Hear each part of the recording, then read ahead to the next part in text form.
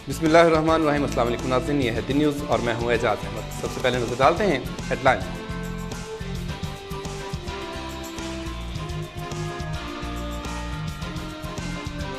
सानिया कोराल पर मुल्क भर में सोग, जनाजे उठते रहे, घरों में सफ़े मातम। 123 लाशों की शनाख्त। कराची और इस्लामाबाद समेत मुख्तलिफ शहरों में तदफीन।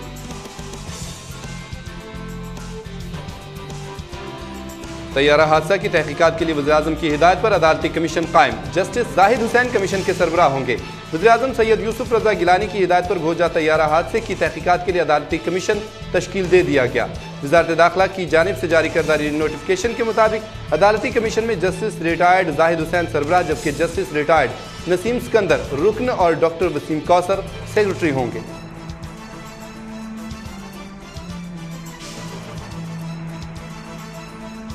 भोजा एयर के तबाह होने वाले तैयारे की इंश्योरेंस $10 लाख थी। कंपनी को लाइसेंस नवाज शरीफ के दौरे हुकूमत में मिला। इंक्वायरी कमेटी ने तैयारे का मुकम्मल फ्लाइट प्लान मंगवा लिया।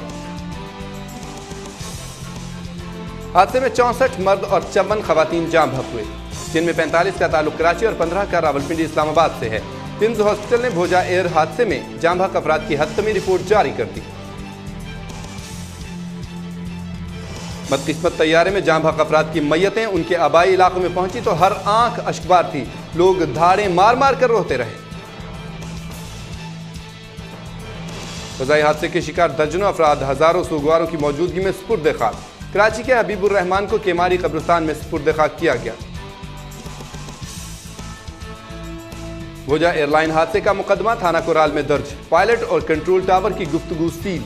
FIR में दफा 302 का मुल्जिम किसी को नामजद नहीं किया गया। मुस्लिम लीग नून की रहनुमा मारवी मेमन कहती हैं कि मुल्क में कोई भी एयरलाइन महफूज नहीं। तैयारा हादसे की जिम्मेदारी सिविल एविएशन पर आयद होती है।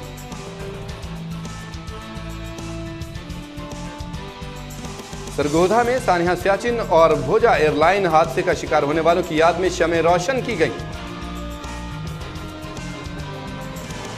बर्फ के सहरा में जिंदगी की उम्मीदें कायम। 11वीं में सख्त खराब मौसम के बावजूद जवानों की तलाश जारी। फौजियों का सामान मिलना शुरू हो गया।